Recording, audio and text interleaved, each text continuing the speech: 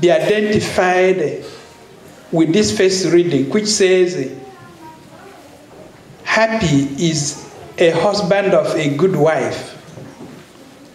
Can I identify myself as a good wife? Is my husband happy because of me? Can I boast or make a claim that I can double the days of my husband?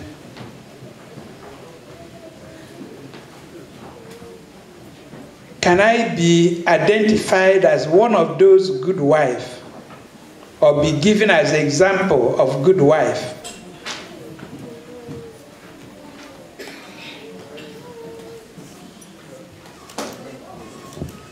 This is a personal question every woman, married woman, needs to ask herself. In the second reading, again, women, St. Paul advised that wives should subject to their husbands as they subject to the Lord.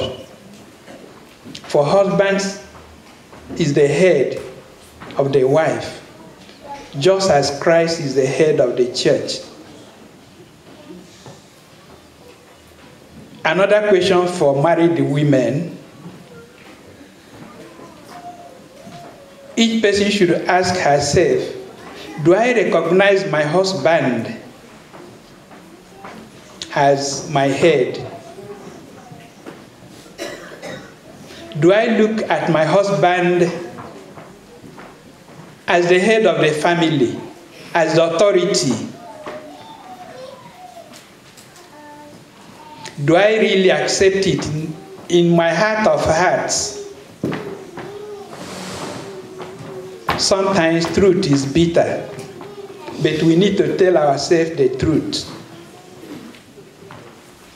Again, husbands, love your wives just as Christ loved the church.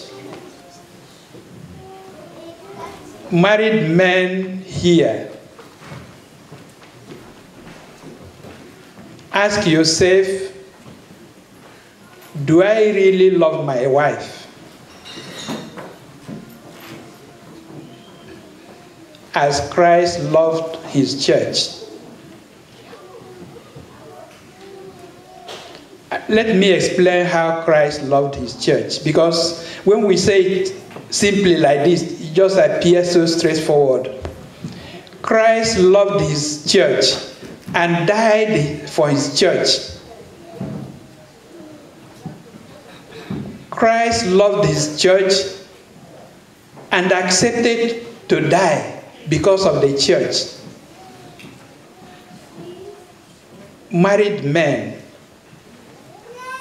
the first reading praised the women and advised them to be good so that husband's life will be prolonged.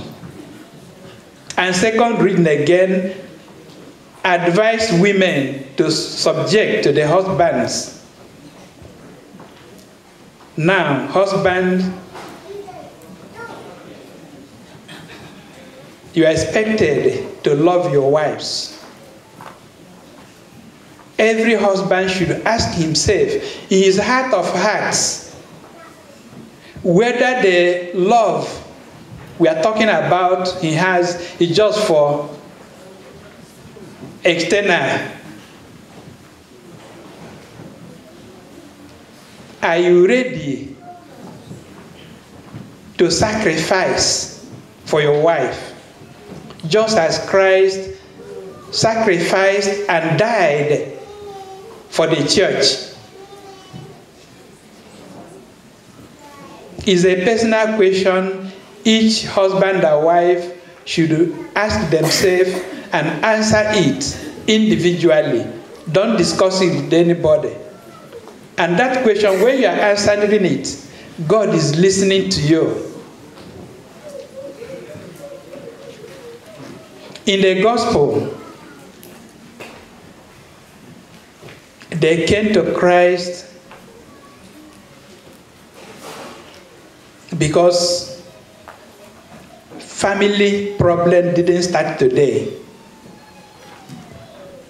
The problem between husbands and wife has been there for ages. And they wanted to see if Christ could give the leeway out. Just as some people do today. Sometimes they come to us as priests and tell some stories and want to see if a priest will support an idea that will help them to achieve their whatever they want to do. It could be against the husband or against the wife. If the priest is not very careful, he can say, oh yes, oh yes. It doesn't matter. But it matters. So that's why they came to Christ asking him, is it lawful for a man to divorce his wife? But Christ gave them the answer that they didn't expect. And they were not comfortable with the answer. So things about married life is very complex. And individuals who are married should help themselves to make it easy.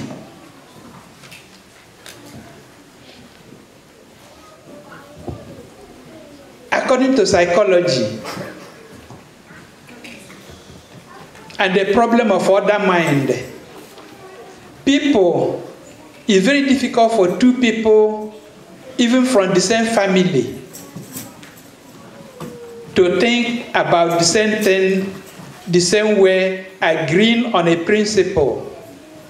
How much more two people from different places coming together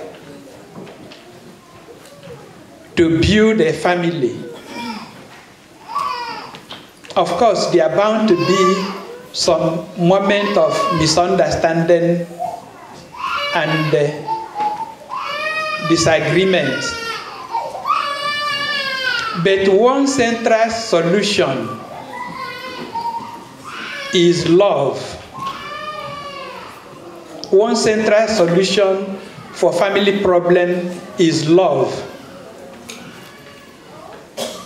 If you love your wife, if you love your husband, no matter what he or she does, you will always find an excuse for the person you love.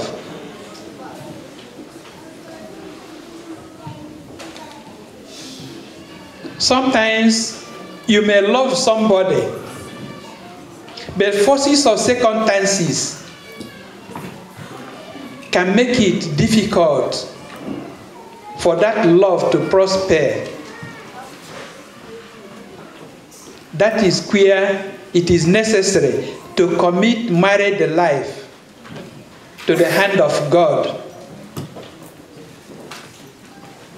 Because if you remove it from God's guidance, expect anything anytime. Is a difficult road. It is true, priests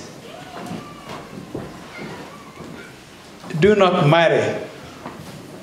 But if you bring the book of canon law, I think about 2/3 of the book is discussion about marriage and married life, laws concerning marriage and married life. So in theology. So we know everything in and out.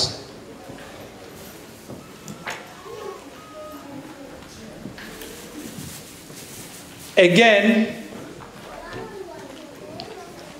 For a marriage to succeed, a man must be a man, and a woman must be a woman. If a woman wants the man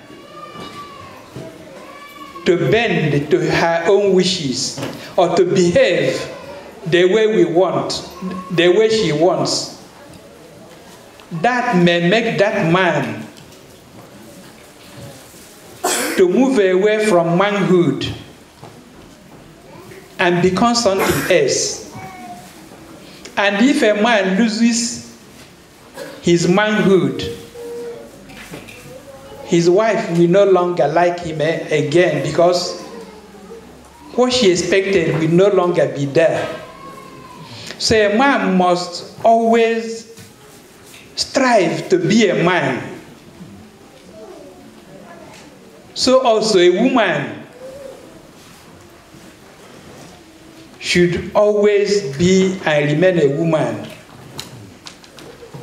Forget about development